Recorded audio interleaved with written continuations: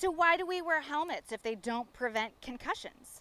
Hi, I'm Dr. Jennifer Tucker, your surgeon in the saddle and host of the Surgeon's Guide to Rider Recovery. If you are looking for information about helmets, how they're tested and rated, and why we need to wear them, then you are in the right place.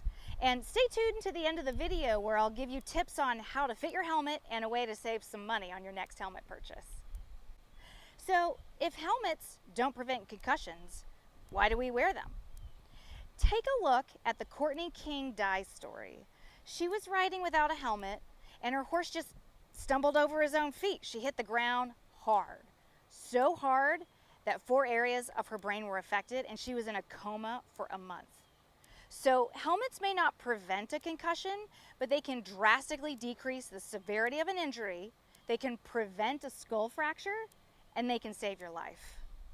We can all agree that wearing a helmet can significantly decrease your risk of a severe traumatic brain injury.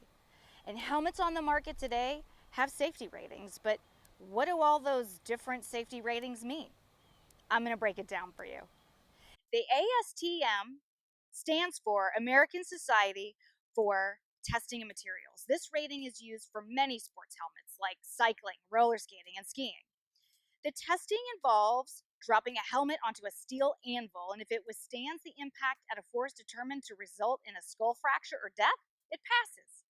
They don't perform tests at lower impacts. The SEI is the Safety Equipment Institute. This company is a nonprofit organization located in McLean, Virginia. They perform third-party testing on a safety equipment in the name of public safety. However, please note they are affiliated with the ASTM International. They list out what equestrian helmets they have certified on their website, and I've included that link below. The Snell certification is the highest impact velocity testing. Helmets are dropped onto 3 anvil types, and these approved helmets tend to have a stiffer shell and higher density energy absorbing liner than other standard testings. The STAR rating means the summation of tests for analysis of risk. This is the Virginia Tech lab study, and they have been testing sports helmets since 2007. They recently hit the news with their Equestrian Helmet 1 to 5 star rating, and they used a pendulum for their impact test in 3 different positions to simulate different ways we fall.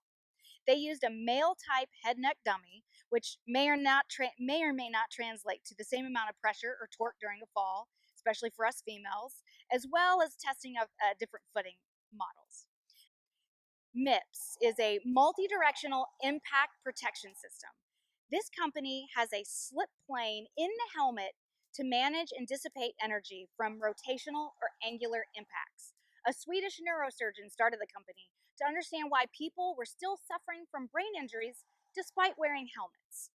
They sell their technology to be used by certain helmet brands such as Uvex, Back on Track, 1K, Tipperary, and Charles Owen.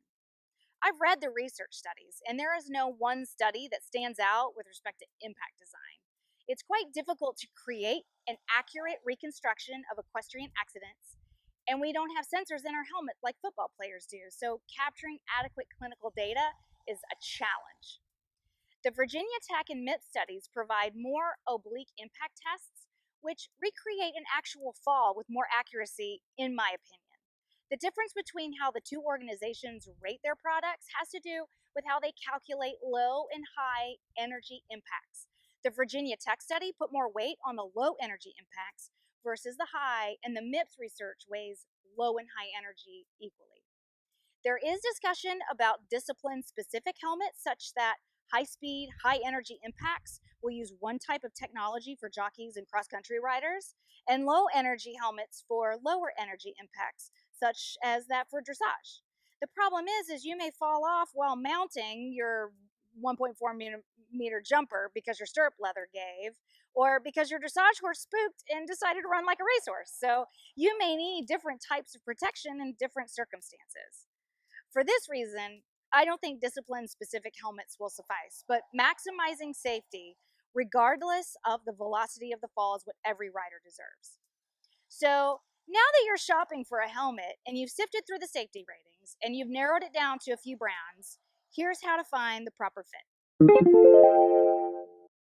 You will need a tape measure and measure the circumference of your head 1 inch above your eyebrows, right here. Have someone look down from the top of your head to determine the shape of your head, because different helmets are made for oval or round shapes. Oval shapes are more common, but if you have an oval shape and you're trying on a round helmet, you're going to feel tight pressure points on the forehead and it may rock side to side. If you have a round shaped head and you're trying on an oval helmet, you'll feel pressure points on the sides and it may rock front to back. Some manufacturers like KIP sell inserts that match the shape of your head. So I bought one helmet with 2 different size inserts, one for when I wear a bun and a larger size to incorporate my Dutch braid. So other companies like 1K sell inserts in addition to the liners to improve fit, and hair matters. If you normally pull your hair into your helmet, then that's how you should try it on. Wear the helmet around the store for about 5 minutes, and when you take it off, look to see if you have any marks on your forehead. If you do, your helmet's too tight. With your helmet on, wiggle the helmet up and down and side to side. Your eyebrows should move with the helmet. Shake your head also. The helmet should not move or pivot. The brim should not sit more than 2 finger breadths above your eyebrows, nor should it sit lower than 1/2 inch above your eyebrows, or it could block your vision and is probably too large. Remember, you should always replace your helmet every 5 years and anytime your helmet is damaged after a fall. And did you know that if your helmet is damaged after the fall, the manufacturer is likely to provide a discount for your replacement? So keep your receipt in your helmet bag or your groom bag. Another way to save some money on a new helmet is to shop during the Helmet Safety Awareness Week, which is typically held mid-September each year, and many online retailers provide 20 to 30% off during the sale. I hope this information has helped you find your perfect fit, and if so, please hit the like button. Make sure you check out the links below on head injuries in equestrians, the Virginia Tech Helmet Study, and more information on helmet fit. Stay safe and have a great ride. Khaleesi.